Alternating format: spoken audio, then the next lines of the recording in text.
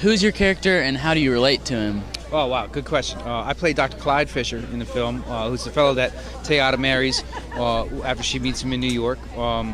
And, I identify with him in a number of ways, mostly because it's real easy to fall in love with someone as gifted and talented as Teyana, and in this case, someone as gifted and talented as Q'orianka. Mm-hmm. And so, truth be told, it was a treat to come to work and do what Dr. Fisher had to do. Mm-hmm. Lucky. What about y'all? Who was your character and how do you relate to him?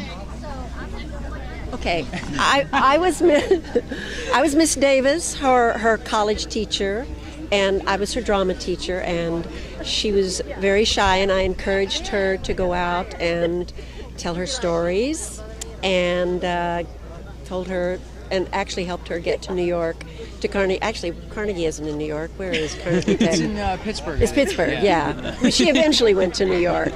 And anyway, Miss Davis was very, and I believe they stayed in touch their whole life. So she likes to think that she has a part in making Teyana who she was, because she encouraged it. Okay. Thank you. Now, Miss Q.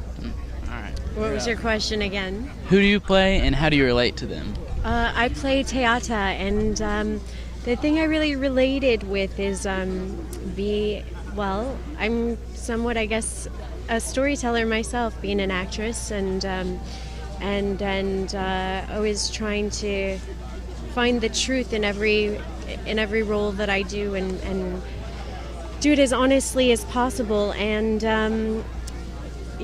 I really loved, and I feel like the film and the story of Teyana is so relevant to today, because she was really a connector about and breaking down those barriers of and within society and different things, and sharing her stories not only within her community but also globally. So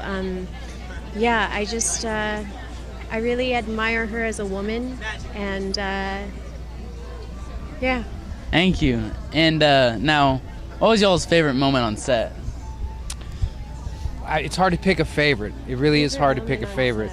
I know one of the coolest things I've ever seen in my entire life is Q'orianka drive one of these old-fashioned cars like better than the guys who owned the cars. just she had to turn this one car around in a real tight spot with the rain coming down and lunch about to happen and a lot of pressure, and she just got it done. Like, I remember standing back and thinking, that's the coolest thing I've ever seen. That might be a favorite. Thank you. Yeah. How about you? Is that your favorite? I didn't even remember that. That's how cool she is. He reminded me of that today. Right. I don't know. There was so many moments, and it's been a long time in the making of coming to the big screen. So I don't know. I don't have like a specific moment. But You?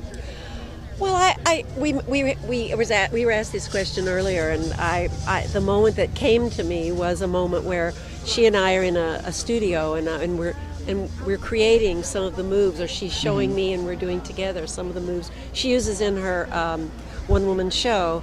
For some reason, I really enjoyed that, and honestly, the family we created was pretty amazing. Which, whenever you work on a movie, you create a family, and you say, oh, we'll know each other the rest of our lives, and you may never see each other again, but there's still a feeling that you know these people intimately, and always will. I mean, I guess there was one particular scene that every time I see it as a girl, it kind of melts my heart. I'm like, oh, that's so cute and so original. Is when